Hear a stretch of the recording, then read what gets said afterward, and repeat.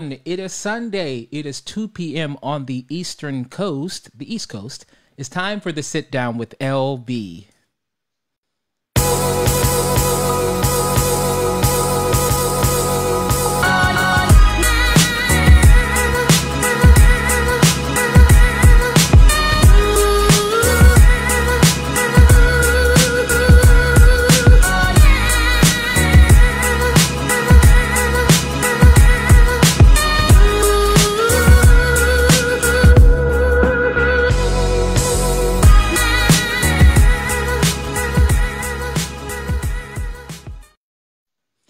Hello, everyone. Welcome again to the Sit Down with LB. It's me, your host, LB. Welcome to this special time. Normally, we're at Sunday night a little bit later, but we're here for a special reason a little bit earlier today because we have an incredible guest. And so we have people already on here that are already logged in the chat window. Jessica Zeller is always here, and so many other people. Juan Herrera, Marroquin Juana. And so I am happy to have all of you today. I've been surviving the COVID craziness, and thankfully I've been able to get back to some of my activities, which have been fun. And so I hope everyone in your various places are having fun and really enjoying life as much as you can, COVID notwithstanding. I wanted to give a special shout out to my boy Keith Beatty, one of my best friends in the world. Love him. He's doing great things. Thank you, Mo Williams, Gina Marks, Patrick McCoy, of course, all of you, Rachel Storley. There's so many more that are going to be logged in. Hello, Leon Brown. Thank you. Barbara Wright Pryor, Nathan Ponder, so many people. Andres Pineda. I could spend the whole day just saying who's here, but I won't because we have a lot to cover today.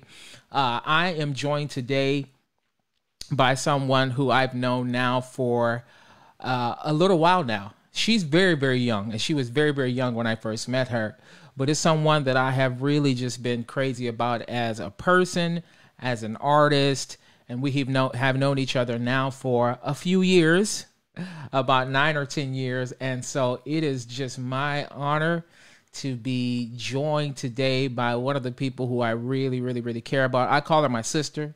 And I've had the great pleasure of performing on stage with her several times now. And hopefully, we have several things in the future and hopefully many more. Hello, Barbara Wright Pryor. I see you, my dear. Antonio Wu-Tang Vivace. But let me introduce to no one, because everybody knows who she is, the incomparable Pretty Yende. Oh, my God. Hi, Pretty. How are you doing, my dear? Seriously? I'm good. How are you? I'm good. COVID's crazy, is it not? It's really, really crazy. Totally. But I think we should cancel the whole year and start over. 2020, can we do a do-over, right? Can we have a do-over? D'accord, s'il vous plaît. We have people from Kansas City, and we have people in the UK. We have people, oh my gosh, look, everybody's coming out to see Pretty Yende. Look at that. The world loves from Brazil. Look at that. Somebody from Brazil, Pretty. You're like worldwide. No, it's you. It's not me. It's you. The entire world wants to say hi, Patrice. Yes, all of my friends. Look, I can say people's names all day, but I want to get a chance to talk to you. So, tell me how you're doing in these COVID times. Since March, we've all been shut down. So, tell me, what have you been trying to do to keep yourself sane since the beginning of COVID? Oh gosh, Larry, it's been a roller coaster. You know it. I mean, I was in Paris when it happened, in the middle of a new production of Manon, which was supposed to be an official debut professionally, and we didn't even get to performance number 2 or 3 because already Paris was going through the strikes. Oh, so yes. It got cancelled. So we got to at least have one performance, but without an audience, of course, just to have some footage of something of proof, that you did it.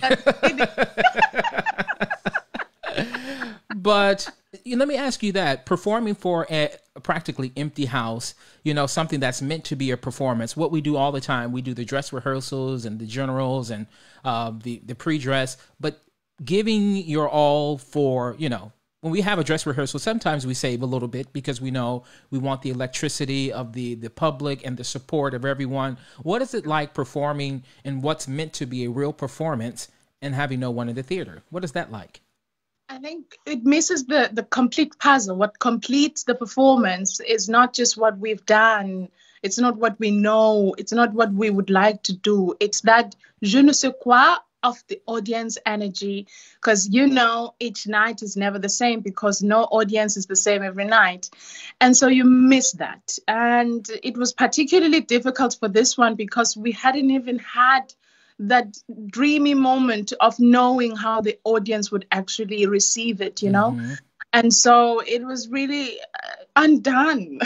Yeah. Did you walk away from it feeling a little bit empty because of it? Absolutely, because I mean, we were just yearning and we'd been working so hard and the concept was so smart, you know, working with the director, you know, working on the characters, especially between me and Benjamin, and working on my French, you know. Well, you speak, tu parles très bien le français. Juste un petit peu, un mais petit c'est pas peu. juste. Oui. Mais ça suffit, je crois, non? Oui, c'est vrai.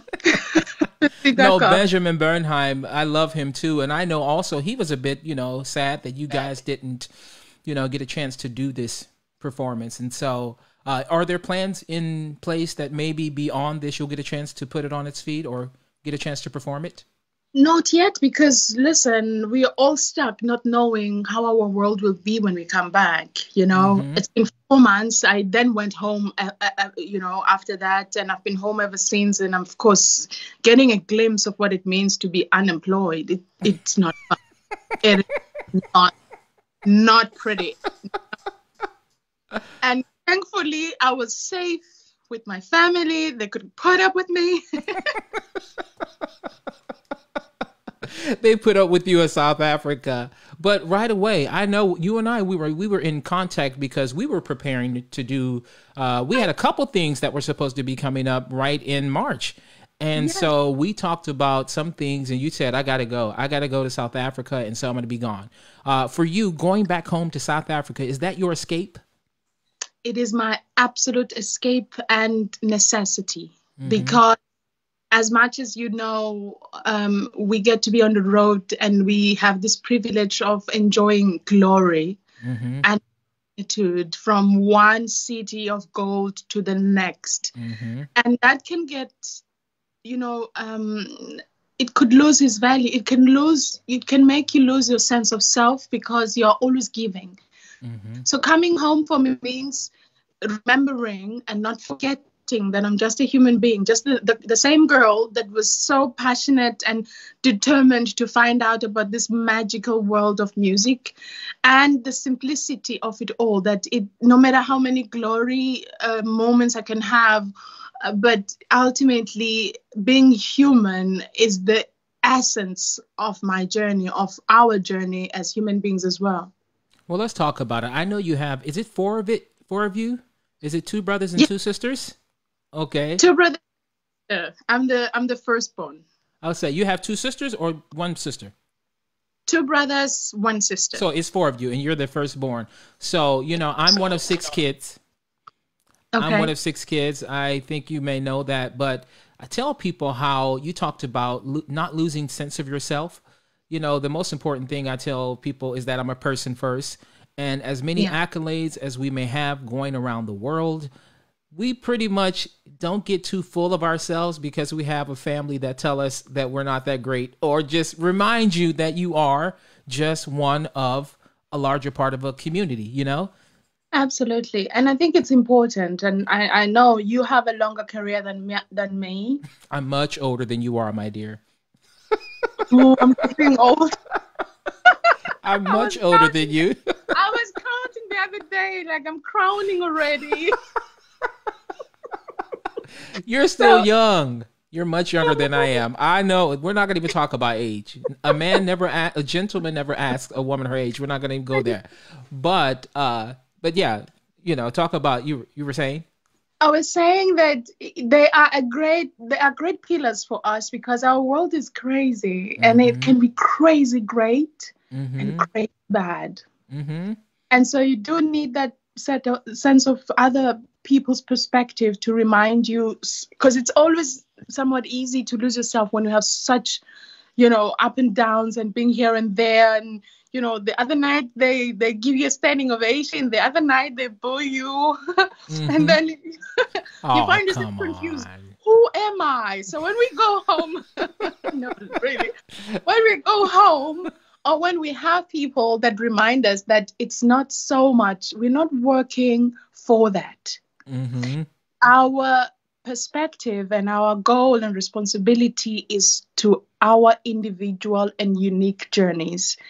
Your instrument, discovering your instrument, finding your own territory, because ultimately it's like a puzzle. I look at it like a puzzle because it's so big and it can accommodate all of us. And so when you start to lose your way and forget who you are, they can be like, hey, pretty, do you remember your first name? And like, oh yeah, I am. No chat. Don't forget that.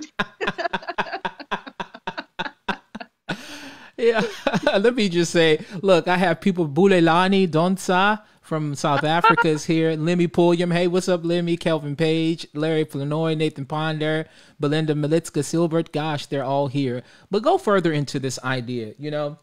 I tell people all the time, Yolisa, I'm not going to say that name because I'll butcher it. Yolisa Nzana. Do you know that? Wexana. Yolisa. I wish I can see. I'm sorry. Forgive me for mispronouncing your name. But all these people are Sushil from the West Coast. But, go into this idea further that, I tell people all the time that it's true what you said. We can go and have a huge success. And then a half an hour later, you're sitting in your hotel room by yourself, like watching what's on Netflix or, and so if some people, they only live for the stage and they seek that gratification of that response from the audience so much. But like you said, we can't be so, caught up with that idea that we lose who we are as a person, because sometimes, those things will fade. Those accolades will fade. You won't have your best performance every time you step on stage, right? Yeah, but also I think I've always liked to simplify it or find ways to make it simple, because you know how complicated our lives are. And in trying to simplify it, I said, find a way not to make this be a huge defining value you as a human being.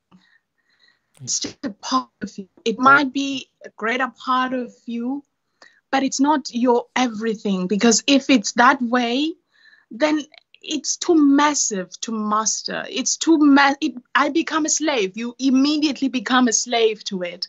And I've just believed that we have not been given this gift so that we can be tortured and be in the torture chamber. I mean, for how long can anyone be tortured so much? Yes. Yeah, right.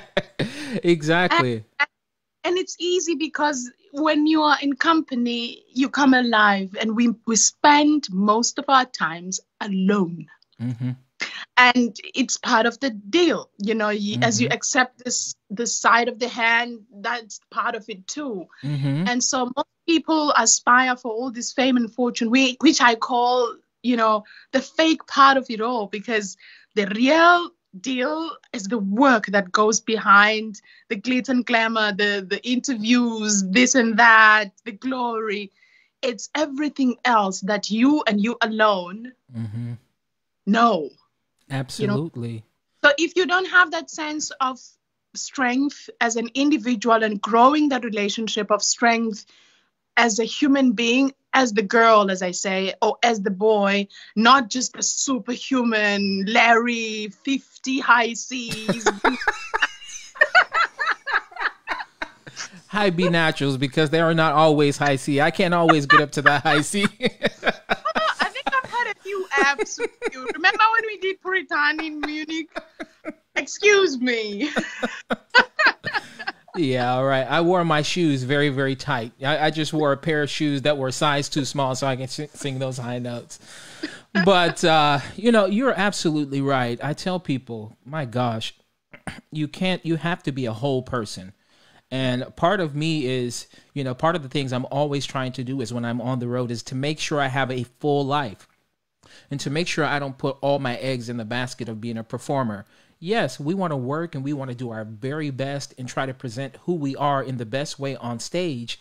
But we have to be able to detach from that so we can make sure that our hearts is in a safe place. So we're just not really defined by being that performer. Absolutely, because it's such a wavering world, as you know. The 90, the toast of the town, and in our world, because of technology and how fast our world is, you can have such glory at the Met, and then few seconds you find yourself in Munich and something wrong happens, because it always does. And then they're like, "Are you sure you're talking about the same person?" The comparisons, and I mean, making a career in our time. I mean, chapeau.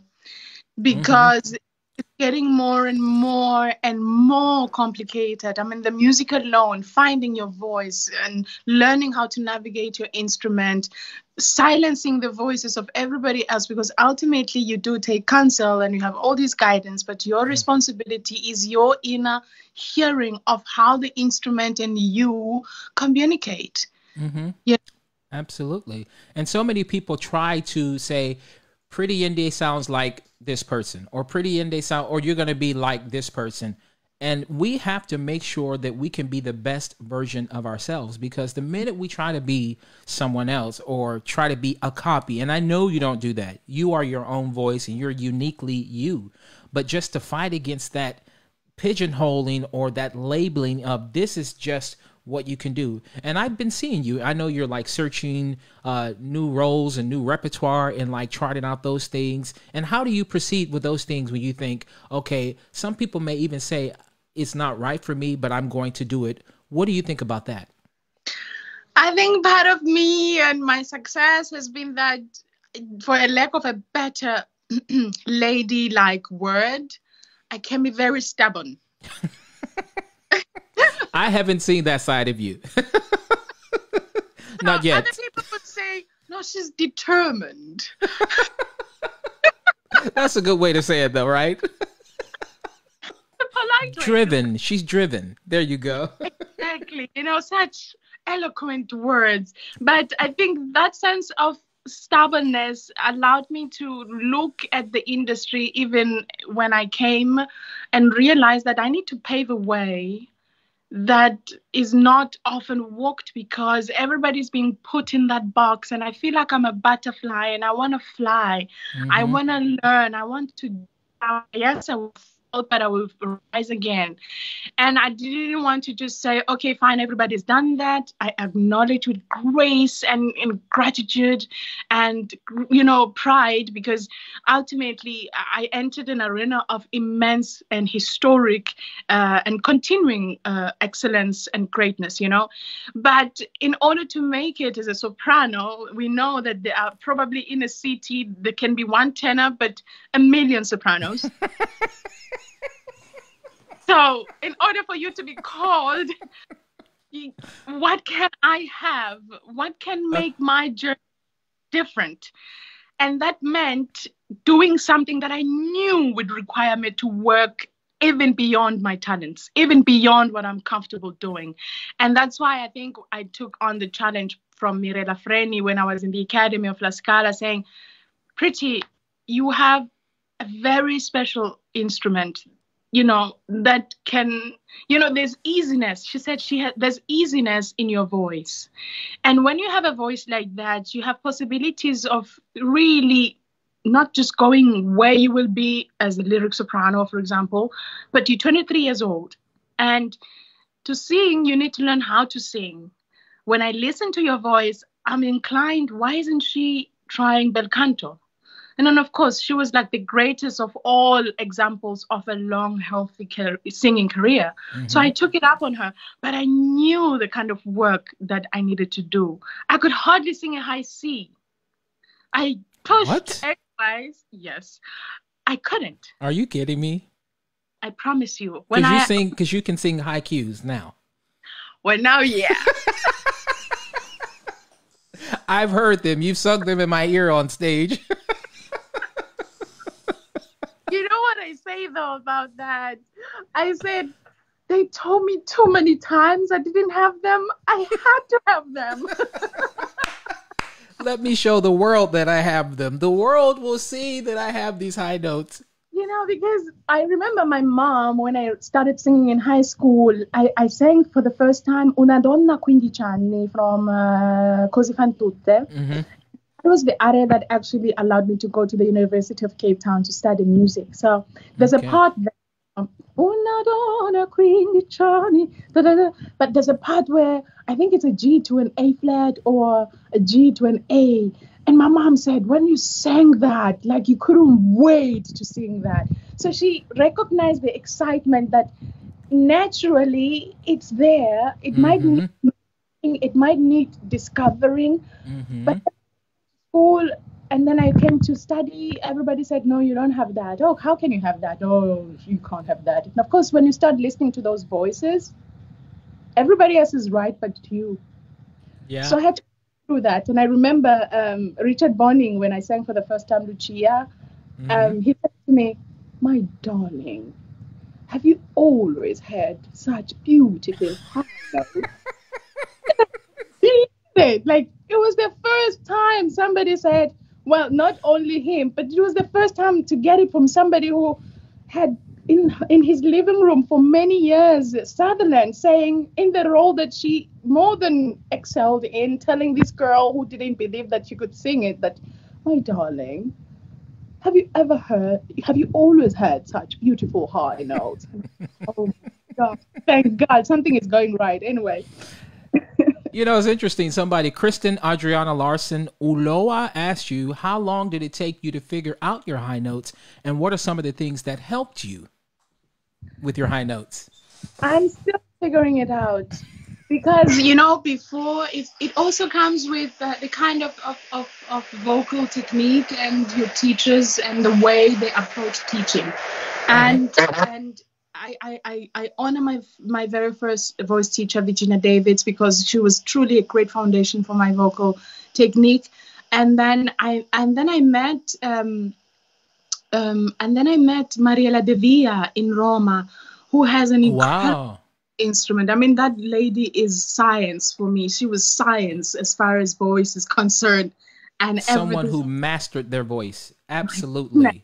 You know, and so when I met her after being lost for a while, because when you have too many people telling you how to sing, you get lost. And exactly. And that place is always happening when you finish. I'm just going to say when you're in the stage of young artist programs. It is the most delicate phase for anybody, I think. And when more often than not, as you come as a young singer and you are growing the sense of responsibility of your voice, but at the very same time open to be led so that you can have the courage to actually exercise your voice. And then you find people who just cannot help you, but not admit that they can't help you. And then you'll find, I'm trying to be you're so oh gosh, what do you want to call it, so great at navigating this, you know. Without saying anything, but I see you, go ahead. and then as a young person you came open to learn because you understand that you don't know much and you have people that you think you can trust. Some of them impose their own hurts of not probably having had the kind of opportunities that you're having as a young singer. So in a nutshell, the discovery of your voice never ends. I'm sure Larry would attest to that. And how did I find them? I keep finding them because ultimately when I got confused and people not being able to help me, the ones that I thought they would help me, I needed to find a way that would work for me Because I think the worst thing at the time was for me that I would never want to crack on stage. Like it's, oh my God, it hurt so bad. The idea of cracking is just The like, idea of oh my cracking. gosh. Especially in a day like today, because it's like the crack heard around the world. I mean, you crack now, and like by the time you get home from stage, the entire planet knows that you cracked. They making a GIF on you, girl. Like you're like, GIF. What the heck? And so much pressure, right? Too much pressure. And then finally, I have a great team. I call them a pretty army because each and every person along the way, even if they were not helpful from a perspective that I expected to be as far as vocal growth is concerned, but they taught me other lessons too. So there's always a lesson. I mean, I learned to be strong. I learned to be aware of those circumstances where you meet somebody saying, oh, I can help you, and then they're like, I can't help you, but they won't say that they can't help you. Or they just don't want to help you. It's their ego. It's their ego sometimes. Oh, I mean, it's an ego world. It is.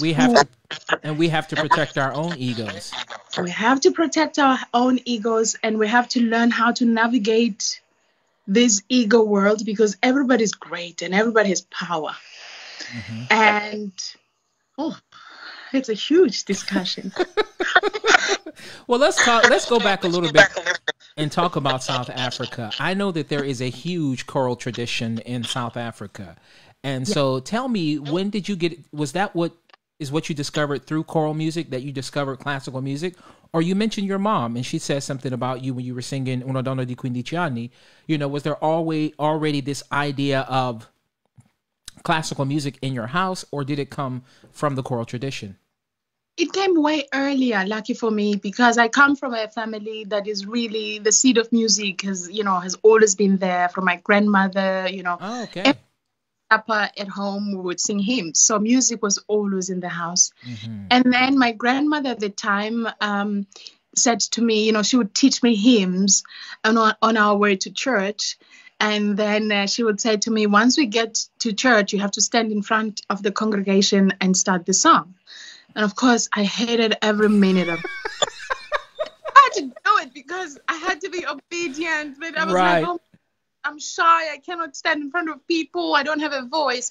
But ultimately, at 5 years old, that is where it all started. And grandmothers in the church would say, like, there's great hope in this child of the Yendes, Oh, wow.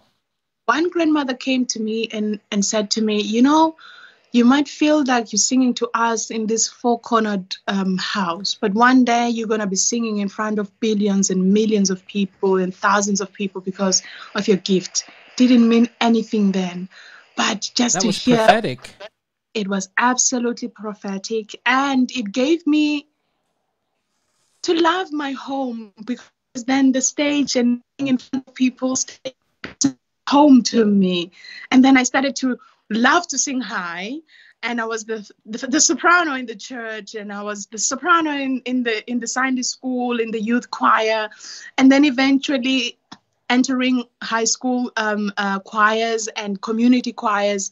And then only in 2001 is when I learned about opera via the ad on TV. Just hearing the voices of the Lakme duet introduced me to this glorious, even more intense world of music making.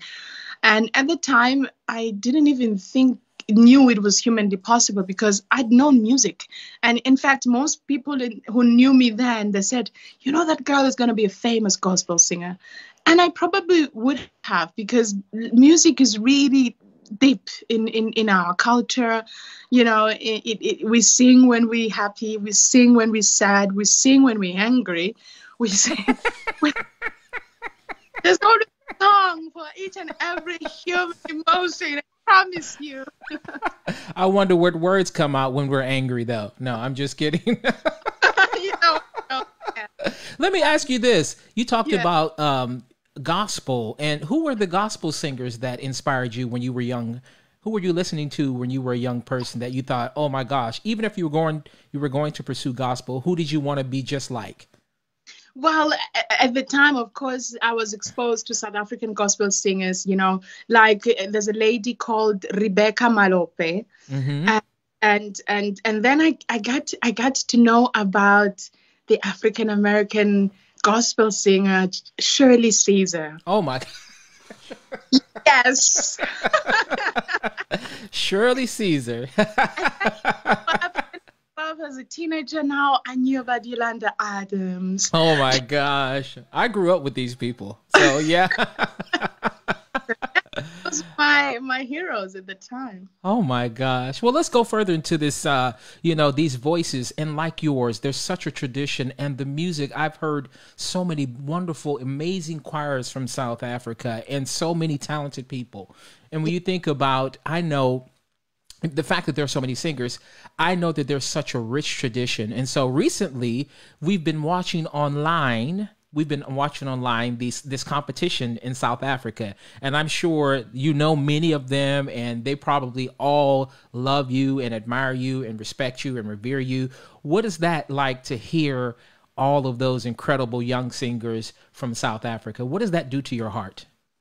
In all honesty, Larry, I've always wanted the world to know that it's not just Pretty Yende. Yeah. Because I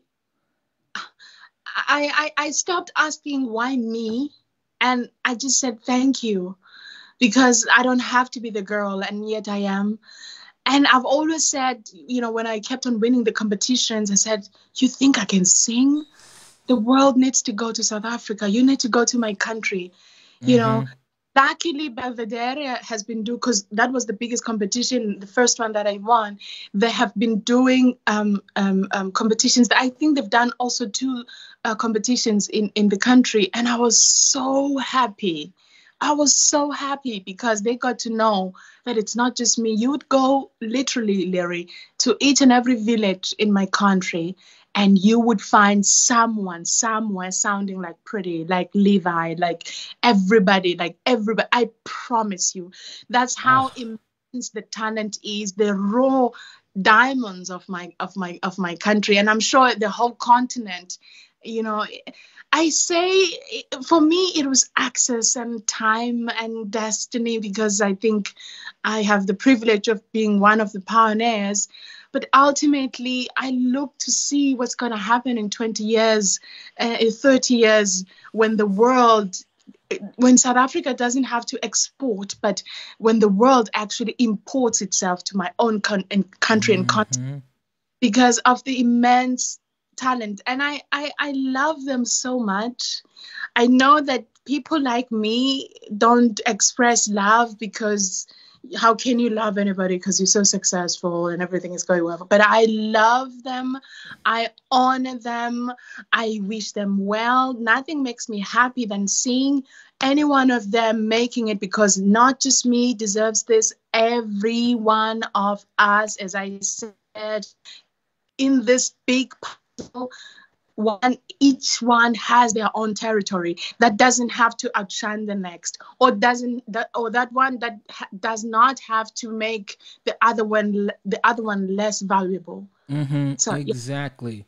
I have been to South Africa, and as an African American or Black American that was born in the States, and we have our own particular culture and history in the United States. I'm very proudly American, but when I went to South Africa, there was a part of me that kind of like rose up to think, oh my gosh, I'm home. Or like my ancestry is from somewhere in this big giant continent that is all of Africa. But being able to feel that, and I know living there and just feeling the energy and so much positivity, and I know you still have some of the other things in the air of apartheid and stuff like that, but thinking about how culturally rich South Africa is, I was like, it felt so good for me. And so I wanted to ask you, there's this young singer that I want you to listen to that is South African, and I just want you to tell me what you think of her voice, okay?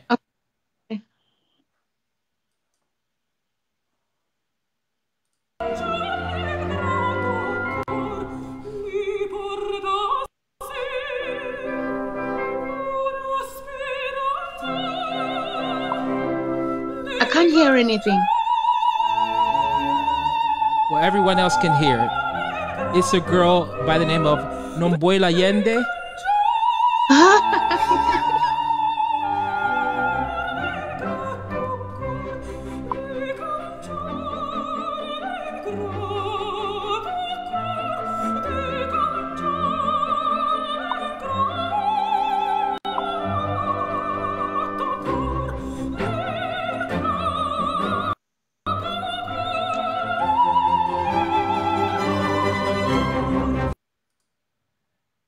So,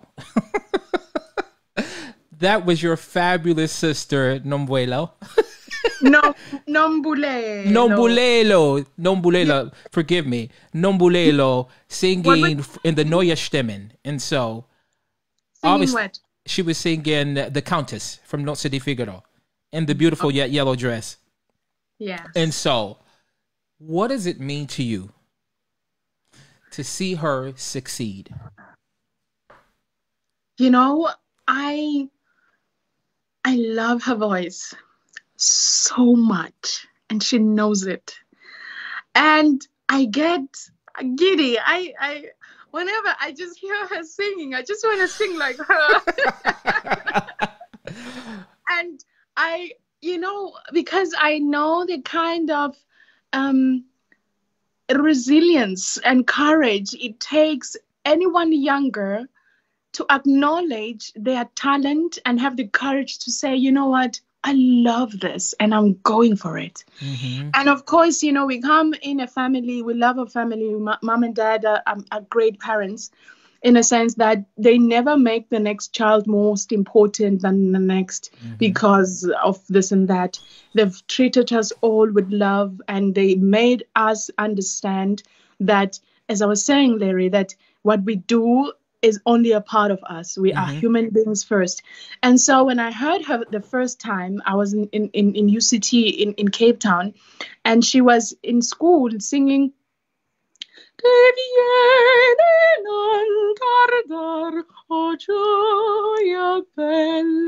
and at the time I was in a production and had been listening my colleagues on the internet singing the Figaro.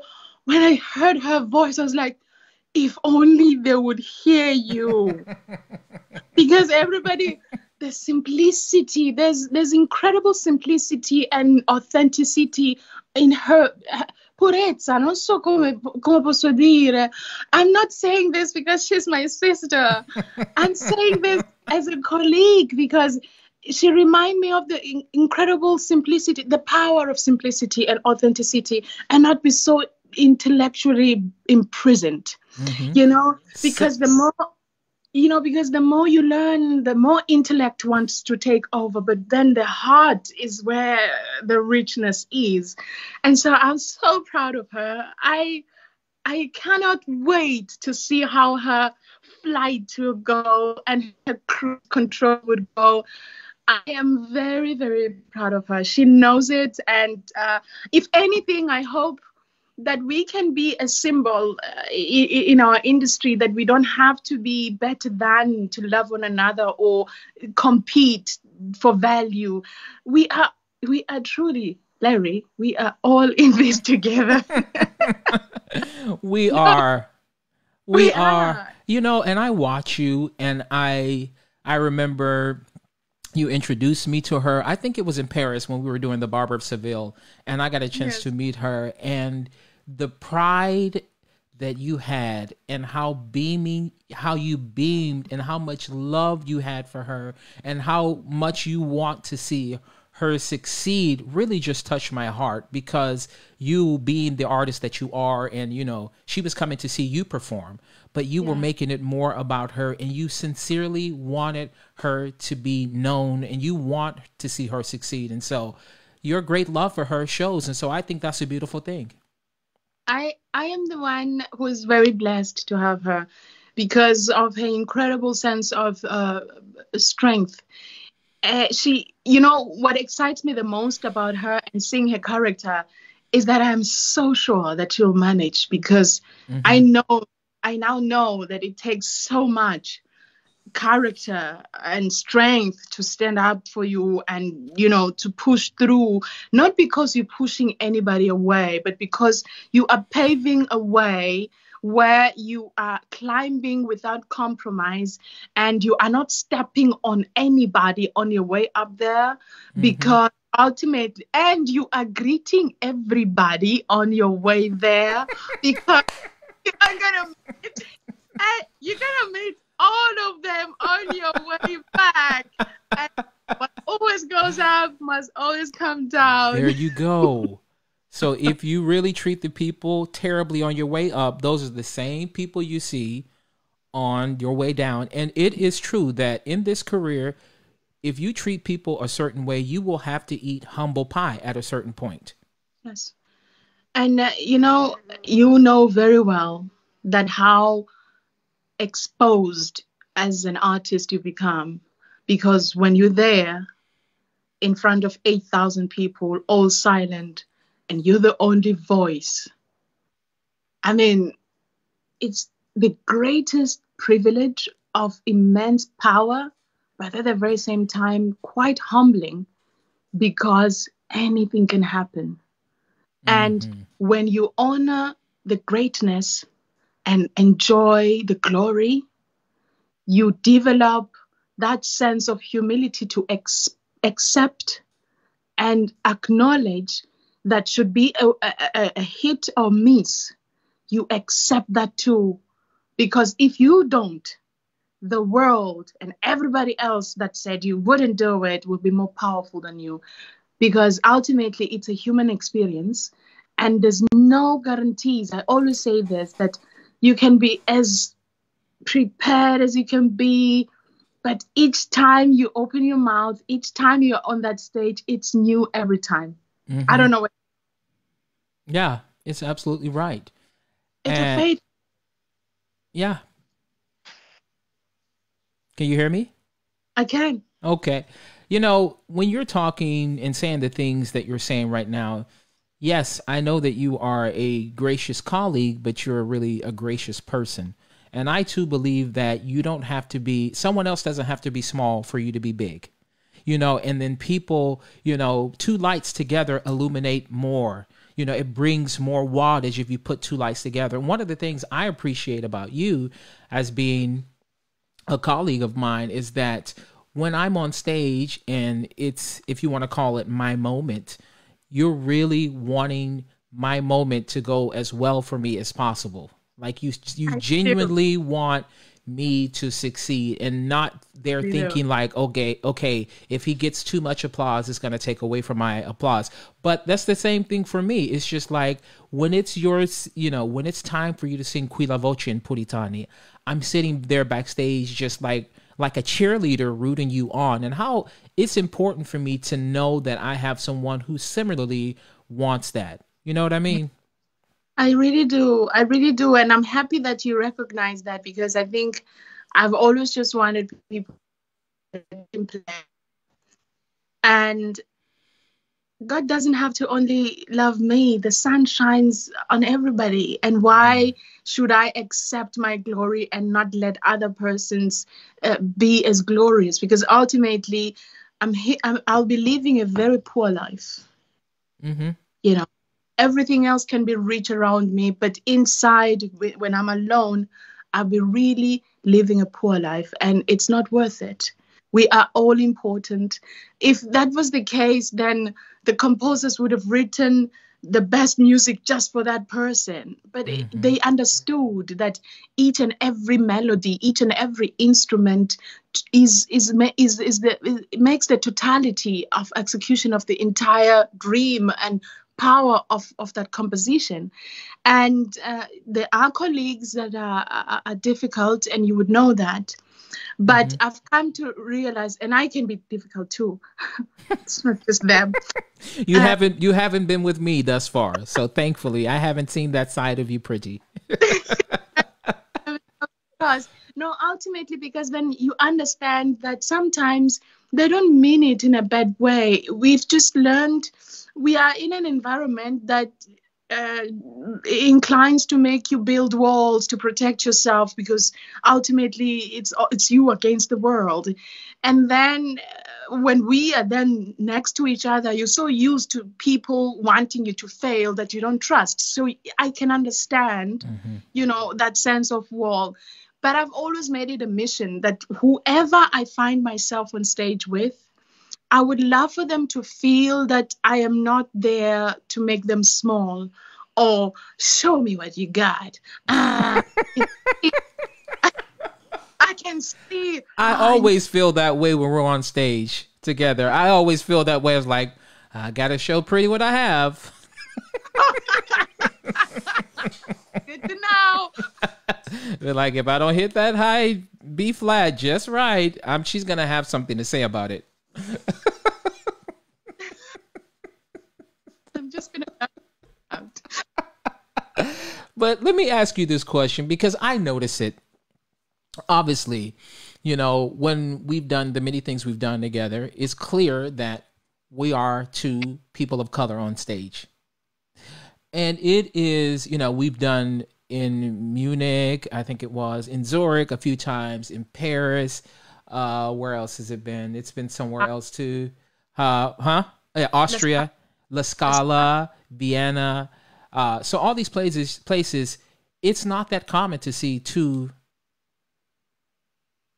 people with dark skin singing roles together, romantic leading roles. And so I love all my friends of different races, yes, but there is a specialness when I get a chance to represent also my ethnicity, if you want to call it, my African descent. And so is that something that plays into your mind when you're aware of it, and not just because your partner is a person of color, but because you can or may consider them one of the best in the world, but you're there based on your talent, and you just so happen to be, this color? I have to say that it's unfortunate that it's 2020, almost 2021. We still have to talk about that, which is unfortunate, because it is still such a rare occasion, and it shouldn't.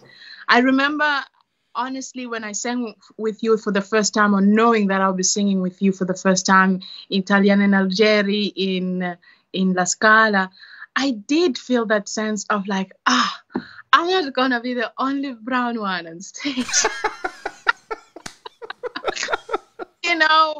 Even if I had such the privilege of being the prima donna, I've always sang the leading roles, but just to have somebody who looks like me and flying with me too, because, what's wrong about that, And we need more of that, actually. And I look forward every time when I have to sing with you. And unfortunately, we're not having as much, and I wish we can have more.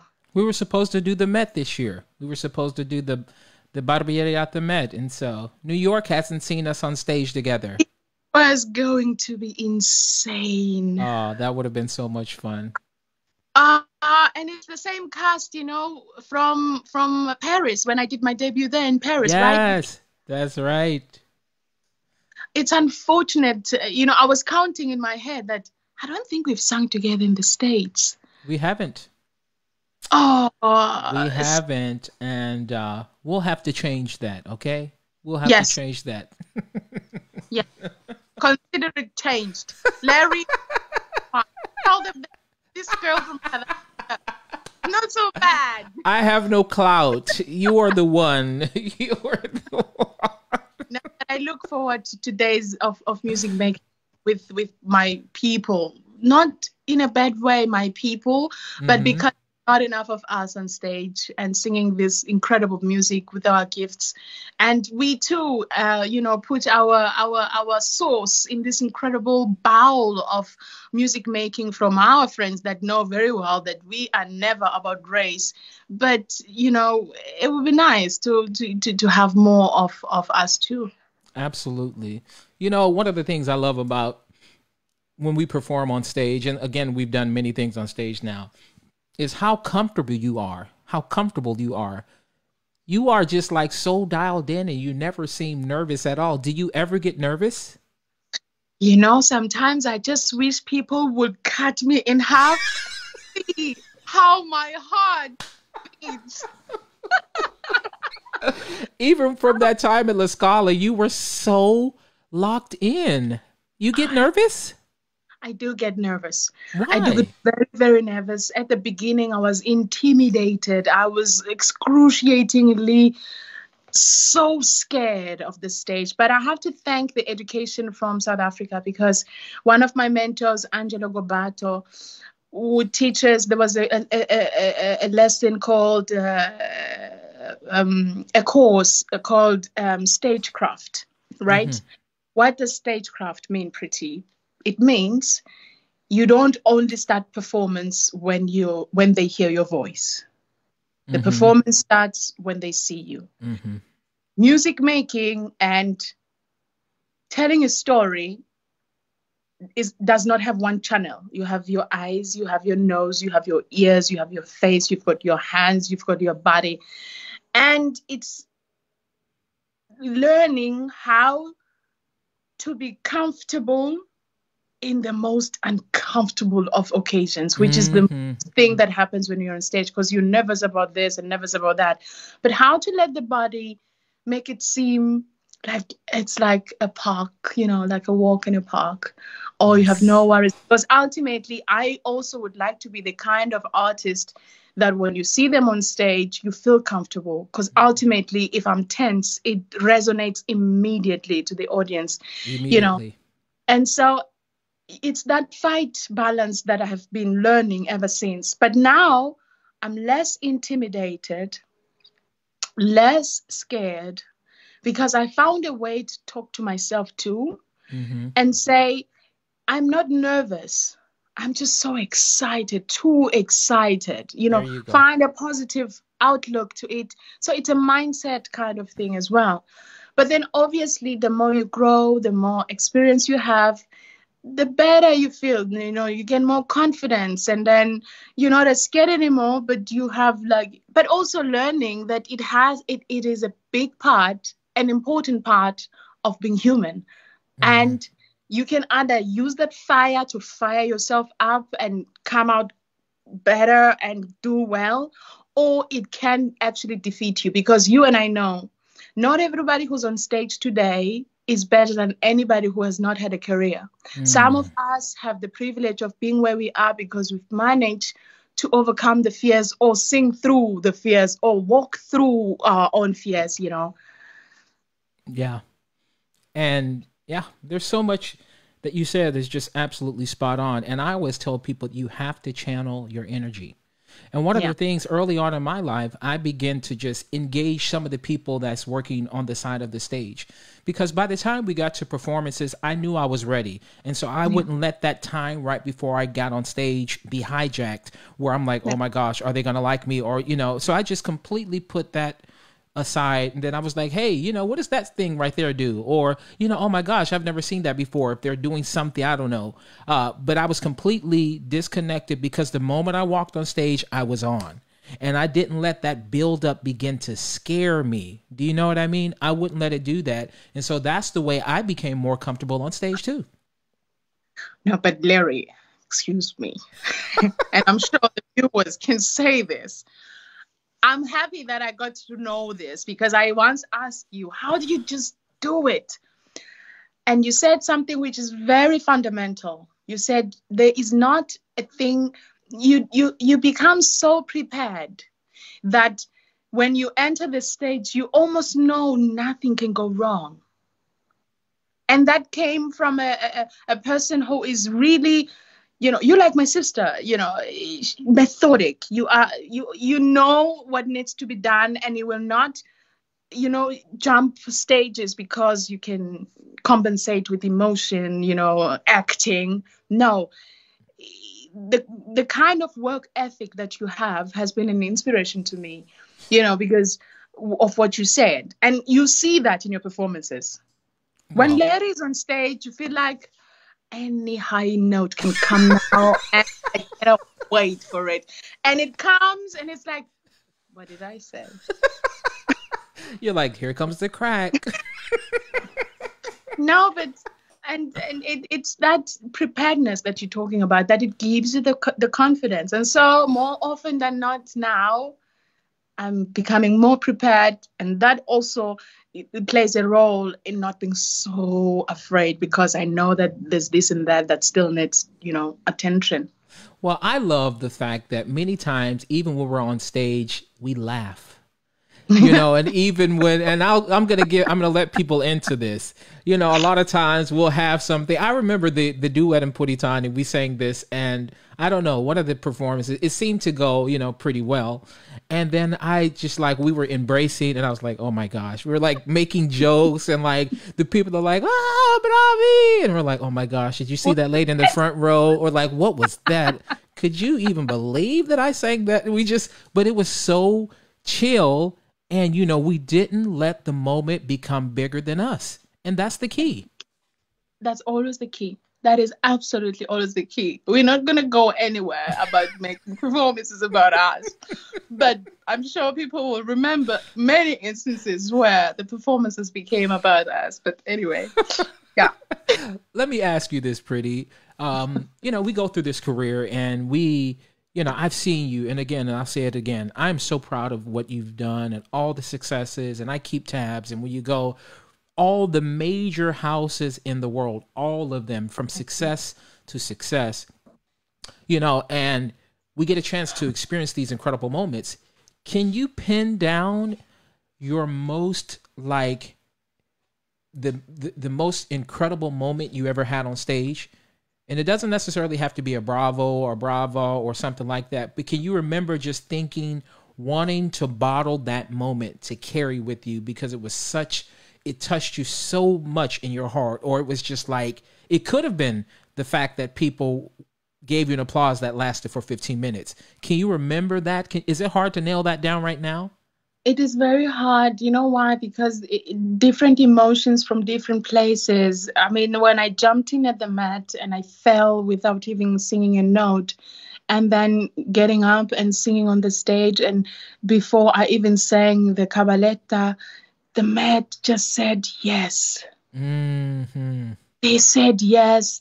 And I remember Juan Diego, you talking about people whispering in your ear. He was so upset that was a moment where the conductor should have made Pretty to do an encore. He said, you deserved it, because of such an incredible, intense moment, because it was a do or die moment. And I just felt so...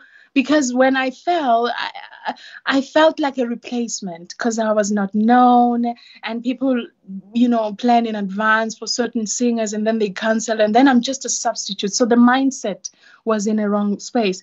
So that moment, I remember even writing Joyce DiDonato, because everybody then talked about the fall. I said, they're not talking about anything. They're just talking about my fall. And she said to me, Pretty, I want you to remember, you can only make the Met debut once. I want you to remember the kind of embrace and the kind of relationship that has been born from this performance, because there will be many more, but this one is the seed. And I'll never forget that. I'll never forget it. And most recently, of course, singing a role that I never thought I would sing, because I didn't see many who looked like me on the global stage singing, Lucia di Lammermoor. In Bastille, almost each and every one of my performances, I got a standing ovation in each of the Met scenes before I sang Spargi Tamaro. So there would stand, Larry. They would stand. They would stand, and I'm realizing that when people say don't, I think you should just do it. Because so many people just say, don't do it. And yet the kind of education, me as an artist, that I learning that role, and I don't know how long I'd sing it, but the kind of preparation of what it means to be an artist and a performer, and stretching yourself calculatively without hurting yourself, because But ultimately, the doing is where it happens. When you do it in the room, it's perfect. Go do it in front of 4,000 people after having not slept well. Your mom has passed away. Your colleague just looked at you funny. The conductor's angry with you, and you have to sing. And you sang. And we sang, and we keep singing. And you did it. And, you know, I knew that you did that Le Conterie. And how huge of a success. I don't even remember the part that you fell. You told me that. But the fact that you had such a huge, and that's what, would you say that that's what put you on the map, that you were seen so widely and so positively in that? Absolutely, because mainly I had done competitions, yes, but you and I know that winning a competition does not necessarily mean that you'll have a great career. Many people can do competitions, but ultimately not able to be gifted with the possibility to have careers. But I think that was a big game changer also, because I learned the role in 7 days, Larry. I learned it in 7 days. But that says a lot about you and your discipline and your intelligence, and the fact that you were so, as I said before, dialed in, that you knew you could do it. I knew I could do it. I knew I could do it, because also I love Rossini. Opera's in 2 acts. It's in French, in a language I love. When I hear the music, I know my soul can learn it in an instant. But we are at the Met. And I remember actually coming in 7 days before the curtain went up. One of my colleagues, when I entered that Sitzprobe, because luckily the conductor just said, Pretty, you don't have to sing the Sitzprobe, just listen in. Because also, you know how it is with Rossini, there are many editions. And when you put variations, you have to be sure of, you know, of which edition you're doing. And it was holidays when I got the call. And so when I ultimately had the score in my hands just before that Sitzprobe, 7 days before curtain up, I entered the Metropolitan's orchestra room, you know, that room. Yes. I was like, oh my God, I am in this room. And a colleague of mine said to me, who are you? What are you? As it always happens with us. Right. Sorry to say this, right. But who are you? And I said, I'm Pretty Yende. Oh, which role are you doing? I said, the Countess. And he said, do you know it? And I said, I don't. I didn't know it, but I knew. Right. A different arena where people just, you know, are gonna be like that because that's what they've known to do. And luckily, as I said, we know ourselves and we know how much we wanted how much we wanna, you know, risk. But just a quick one. After all that intimidation, of course, learning and stuff, I did not sign the Met contract until the day I went on stage. You know why? Because I was sure, because of what he was saying and everybody was saying, that they were going to, you know, chuck me home. You know, I thought they were going to send me home. Oh, my. And they didn't. Well, lucky for them, they didn't. But yeah, that's what I can do. And then I remember after you had that huge success at the Met, you also then came to Vienna short afterwards, and then we did Le Conterie. It is really my favorite opera, I have to say. I enjoy it so much. We did that incredible performance from Zurich in Vienna, and I remember you then replaced Diana Damrau, and then you went to Vienna and replaced Cecilia Bartoli, and also had a huge success. It was amazing. It's happening. But it had to take that decision that, yes, I'm going to jump. And I'm going to jump also because in a role that is not oftenly heard by a soprano who looks like me. And thankfully, knowing what education I got from South Africa, but also what I learned in Italy, I knew that I was somewhat ready. Somewhat. And I did it. You did it, but I mean, with flying colors, you were musical, you were in command of the role, you were great on stage, you were relaxed. As far as I could tell, we laughed even then. And Yeah. just one of the things I love is being able to have a moment that no one else in the audience knows that we can, we can share on stage. And it's usually like that lady in seat 2F is completely asleep. Exactly.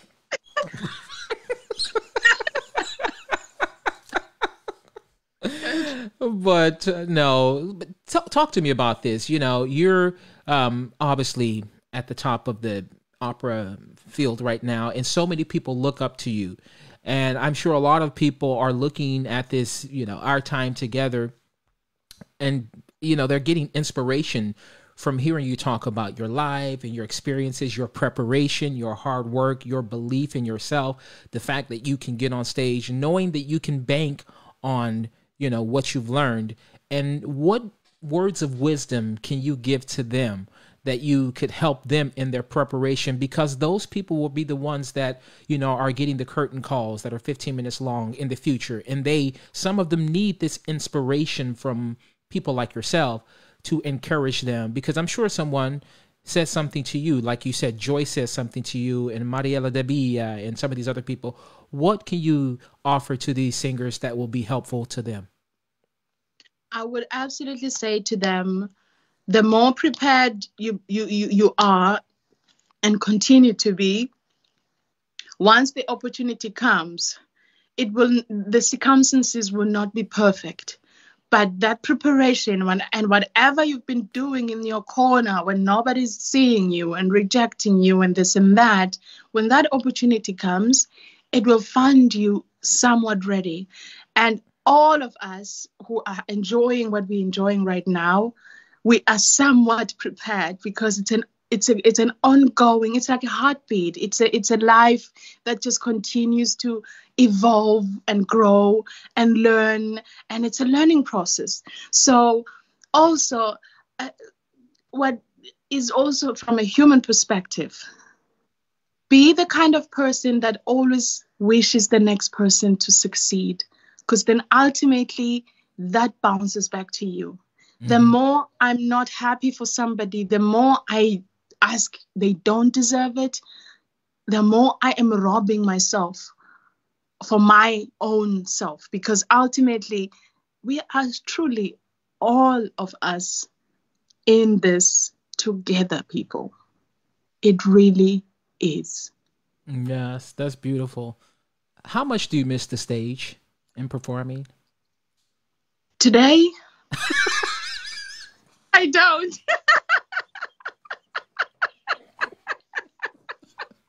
Today you're like, Lord have mercy, I'm glad I don't have to be on that stage. But yeah, in general, I guess. In general, I think this has been a blessing in disguise, Larry, because I've been searching and pushing and working and striving for almost 15 years, since it all began, and I didn't stop. Mm-hmm. And so this is the first time I can actually sit back and look back and say, thank you. I did something, because ultimately the more striving, the more, you keep racing, then you miss the point, because at some point on your race, there was a point where you say, if I can get there, then I'll be happy. If I can get there, I'll be happy. But ultimately, each step of the way, is the continuous. It's you can't really reach the finish line, basically. Mm-hmm. And so the power of this journey and the success of one's journey as a performing artist is in the joy of doing it. Once you lose that, you lose, there's no way, because then there's no point.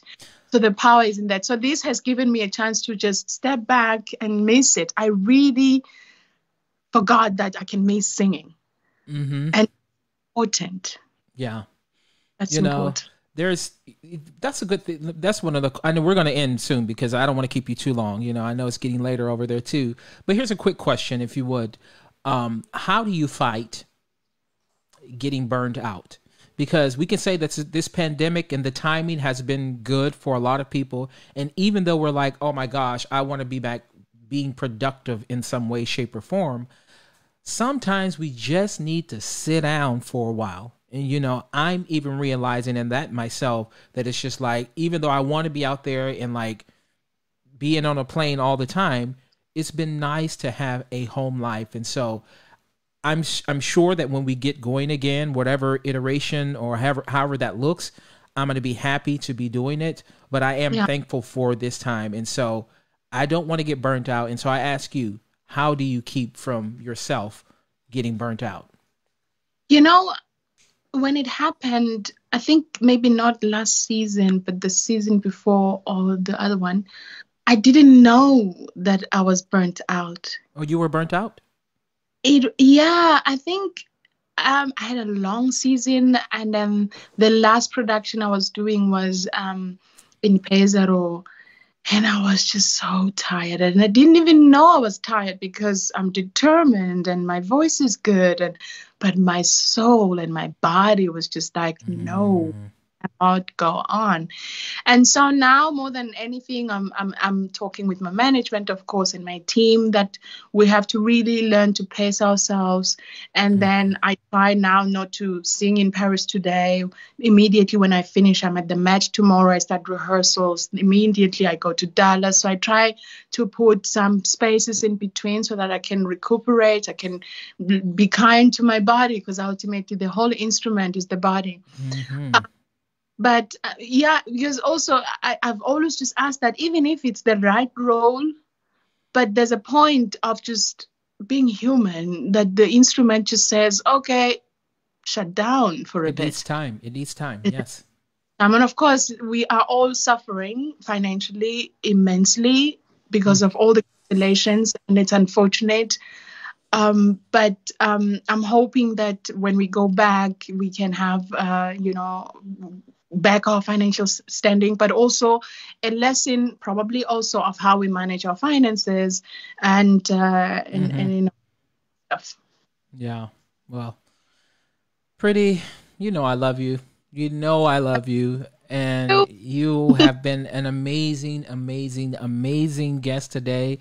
And so many of these people, some of them from Peru and Brazil and Slovakia. And of course, a lot of people from South Africa. And the people are, they're like, we got to have Pretty back. And so Pretty's busy, so we won't bother her anymore. But there's so many people that are here, and they love you. They love that radiant smile that you have. They love the positivity you bring. They love what you put on stage as an artist. They love that you're so giving. They love that you're a wonderful colleague. Maybe I'm saying all this stuff myself because I love all these things about you. But no, I'm just so glad that you would take a little bit of time to sit down with us on the Sit Down and just talk about your life, because I think it has been helpful for a lot of people. People go back and watch these. Lemmy Pulliam's in here. He said great nuggets. Stephanie Van Rigersberg, Patrick McCoy. So many people someone from Holland. Okay, there you go. I love Harlem. I love Holland, from Denmark, from Switzerland. Look at this, from Venezuela. Okay, we're going to have to very briefly before we get off here. So we've had some country shout outs. South Africa is here. Of course, South Africa is in the building. Okay, we have, let's see, Canada, Barcelona. Oh my gosh. The world came out to hear Pretty Yende. Look at this. I need to invite you. Dallas, Texas. We have France. We have people from France here too. Everyone's just happy that you're here. So again, thank you so much. Be well. Take care of yourself. I look forward to the several things that were canceled this year that we were supposed to do together that, hopefully they will come again in the future. And, I always wish you well. I always love to see you succeed. And so thank you. Thank you so much. So much. And you do the same. And I can't wait to see you on stage. Yes, we see you soon. Okay. Thank you. Yeah, right. we're gonna. Somebody said we need some Sit Down with LB t-shirts, so we're gonna get those soon. So take care, my dear, and we will see you very, very soon. Okay. Thank you, Pretty. Awesome. Bye. Yeah. So look, thank you. That was the incomparable Pretty Yende here with us today, and again, she was a wonderful guest and a wonderful person, and so I'm glad that she sat down with us. next week, we will have Denise Graves, the mezzo extraordinaire, will be in the building. Thank you all of you that have tuned in and always supporting what we're doing with the Sit Down with LB. We'll be on here. We have Martina Arroyo coming up. We have some other big names, and so we definitely had a big one today. And I thank you all for your support, your constant support, and just being here on this Sunday. So have a wonderful Sunday. We will catch you on the next time. Take care.